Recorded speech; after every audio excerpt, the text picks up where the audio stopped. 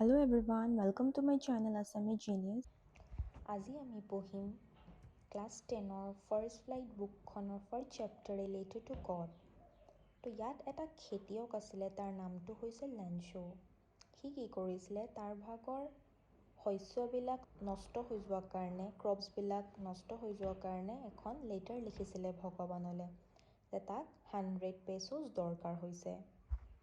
আৰু তাৰ ঘৰটো ক'ত আছিলে, এখন এণ্টায়াৰ ভেলীত, সমগ্ৰ উপত্যকাত তাৰ ঘৰটো অকল এটাই ঘৰ আছিলে, এটা চাপৰ শিলৰ ওপৰত আছিল তাৰ ঘৰটো। তাৰ ঘৰটোৰ পৰা কি দেখা পাই থাকে, এখন ৰিভাৰ বৈ গৈ থকা দেখা পায়, ফিল্ডখন দেখা পোৱা যায় য'ত নেকি সি কি কৰিছিলে, কৰ্ণ ৰুইছিলে, মানে গোমধান।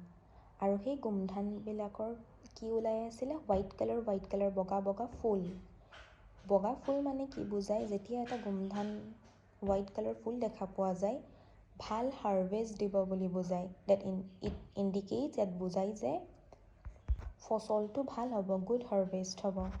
এদিন লেনছোৱে ৰাতিপুৱা আকাশৰ ফালে চাই আছিলে আৰু তেওঁৰ পত্নীক কৈছিলে যে সোনকালে মানে বৰষুণ দিব। আৰু তেওঁৰ পত্নীয়ে কি কৰি আছিলে, খানা বনাই আছিলে। আৰু ডাঙৰ ল'ৰাকেইটাই পথাৰত কাম কৰি আছিলে আৰু সৰুকেইটাই খেলি আছিলে ঘৰৰ ওচৰতে। আৰু মাকে সকলোকে খাবলৈ মাতিলে, ৰাতি ভাত খাবলৈ। আৰু ভাত খাই থকা অৱস্থাতে লেনছোৱে যি প্ৰিডিক্ট কৰিছিলে, যি ভাবিছিলে সি যে বৰষুণ দিব বুলি, তো ভাত খাই থকা অৱস্থাতে কি হ'ল, বৰষুণৰ টোপাল পৰিবলৈ ধৰিলে। আকাশত ডাৱৰবিলাক দেখা পোৱা গ'ল আৰু এয়াৰটো এইটো টাইমত ফ্ৰেছ আৰু চুইট আছিলে, সতেজ আৰু মিঠা আছিলে। আৰু লগালগ লেনছোৱে বাহিৰলৈ ওলাই গৈ তাৰ সেই ম'মেণ্টটো, সেই মুহূৰ্তটো সি এনজয় কৰিছিলে, ফিল কৰিছিলে। আৰু সেই বৰষুণৰ টোপালবিলাকক সি নতুন কইনছৰ লগত তুলনা কৰিছিলে। সেই ডাঙৰ ডাঙৰ টোপালবিলাক 10 চেণ্ট বুলি কৈছিলে সি, আৰু সৰু টোপালবিলাকক 5 চেণ্ট বুলি কৈছিলে। সেই বৰষুণটো দিয়াৰ বাবে সি বহুত সন্তুষ্ট হৈছিলে। খালি হঠাতে কি হৈ গ'ল, সেই বৰষুণজাকৰ লগতে ডাঙৰ ধুমুহা বতাহ দিবলৈ ধৰিলে আৰু ডাঙৰ ডাঙৰ পাথৰ পৰিব ধৰিলে। লেনছৰ ল'ৰাকেইটাই ভাবিছে এইবিলাকচোন সঁচাকৈ দেখিবলৈ চিলভাৰ কইনছৰ লিখীয়া, ৰূপৰ কইনৰ লিখীয়াচোন। আৰু সিহঁতি দৌৰি গৈ সেই ঠাণ্ডা মুকুতাবিলাক কালেক্ট কৰিব ধৰিলে, ফ্ৰজেন পাৰ্লছবিলাক। খালি লেনছোৱে জানিছিলে যে লাহে লাহে সেই কণ্ডিশ্যনটো, মুহূৰ্তটো বেয়া হৈ হৈ আহি আছিলে। আৰু সি আশা কৰিছিলে যে সোনকালে যাতে সেই কণ্ডিশ্যনটো, সেই ছিটুৱেশ্যনটো আঁতৰি যায়। খালি সেই ডাঙৰ ধুমুহা বতাহজাক সোনকালে গুচি নগ'ল। প্ৰায় আধা ঘণ্টামান সেই ধুমুহা বতাহজাক দি থাকিলে আৰু লেনছৰ ভাগৰ গোটেই কৰ্ণ ফিল্ডখন ডেষ্ট্ৰয় কৰি পেলালে। গোটেই হোৱাইট কালাৰ হৈ গ'ল তাৰ ফিল্ডখন, আনকি এটা পাতো নাই গছত। এনেকুৱা লাগিছিলে তাৰ পথাৰখন যে নিমখেৰে ভৰি আছে।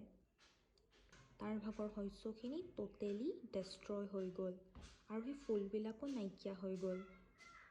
লেনছো দুখেৰে ভৰি পৰিছিলে।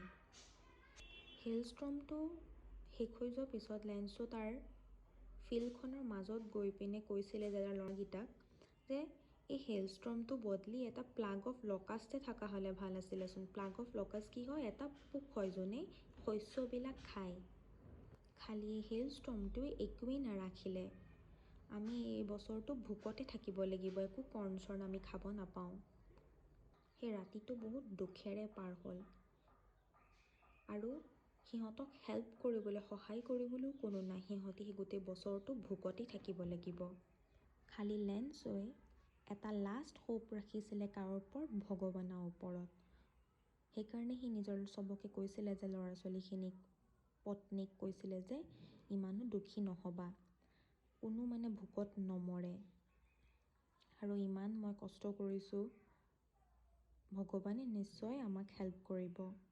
ভগৱানে চব দেখি আছে। লেনছো কি আছিলে, অক্স অফ এ মেন আছিলে, মানে সি বহুত কষ্ট কৰিছিলে। যেনেকৈ এনিমেলছবিলাকে কষ্ট কৰে ন, তেনেকৈ সিও তেনেকৈ কষ্ট কৰিছিলে।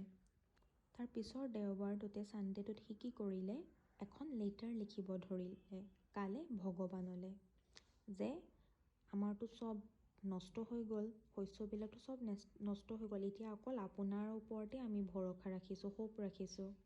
সেই লেটাৰখনত লিখিছিলে যে যদি আপুনি আমাক হেল্প নকৰে, মোৰ ফেমিলি গোটেই বছৰটো ভোকতে থাকিব লাগিব।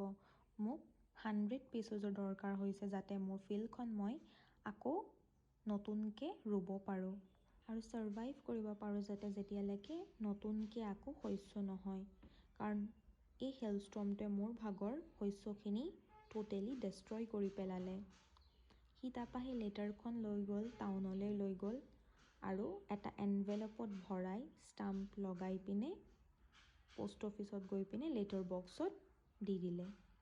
আৰু তাৰ ভাগৰ লেটাৰখন পষ্টমেনটোৱে পালে আৰু সি হাঁহি হাঁহি তাৰ নিজৰ বছক দেখাব আহিলে, মালিকক দেখাব আহিলে যে চাওক এখন কি হয়, এখন এই লেটাৰ টু গড, এখন চিঠি হয়, ভগৱানলৈ লিখিছিলে। সেই বছটো সেই মানে পোষ্টমাষ্টাৰটো হাঁহিব ধৰিলে। পোষ্টমাষ্টাৰটো তাৰ কেৰেক্টাৰিষ্টিক্সটো কেনেকুৱা আছিল দেখিবলৈ? সি শকত আছিলে আৰু সি বহুত ফ্ৰেণ্ডলি আছিলে বিহেভিয়াৰ। খালি পোষ্টমাষ্টাৰটো লগালগ ছিৰিয়াছ হৈ গ'ল তাৰ অলপ পিছতে, আৰু ডেস্কত এনেকৈ ঢাপ ঢাপ মাৰি পিনে সি মানে কৈছে যে চাই মানে ইমান বিশ্বাস আছে ভগৱানৰ ওপৰত, আমাৰো এনেকুৱা মানে বিশ্বাস থাকিব লাগে ভগৱানৰ ওপৰত, যোনে এখন লেটাৰ লিখিছে ভগৱানলৈ। পোষ্টমাষ্টাৰটোৱে ভাবিলে যে লেঞ্চৰ ভাগৰ ফেইথটো, বিশ্বাসটো ভগৱানৰ ওপৰত সি ব্ৰেক কৰিব বিচৰা নাছিলে।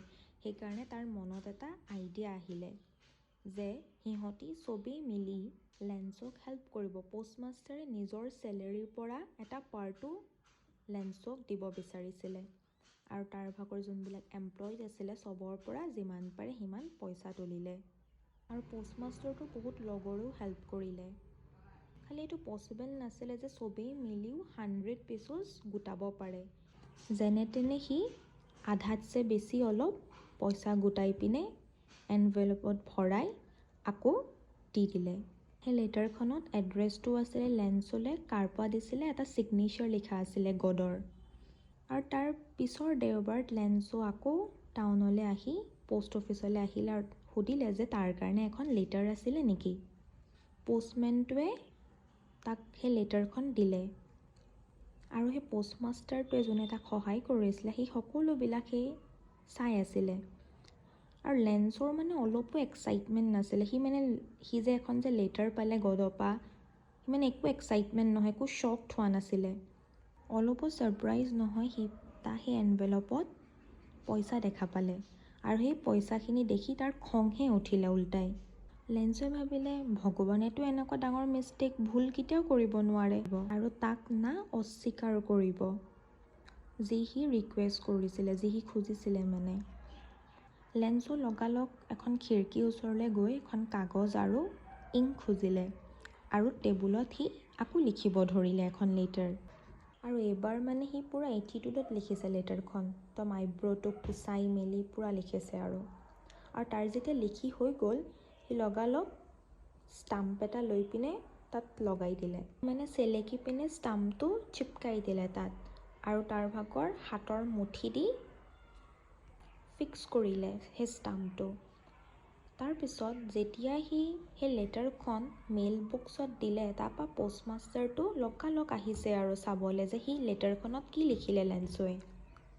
তাৰপৰা যেতিয়া পোষ্টমাষ্টাৰটোৱে লেটাৰখন খুলি পিনে চালে, সি দেখা পালে যে লেঞ্চোৱে লিখিছে যে মই আপোনাক যিমান পইচা খুজিছিলোঁ তাৰ মাত্ৰ 70 পিচেছহে মোৰ ওচৰত আহিলে, খালি বাকীখিনিতো মোক দৰকাৰ হৈছিলে, তো মোক সেই বাকীখিনি পইচাও সোনকালে জল্দি দিয়ক।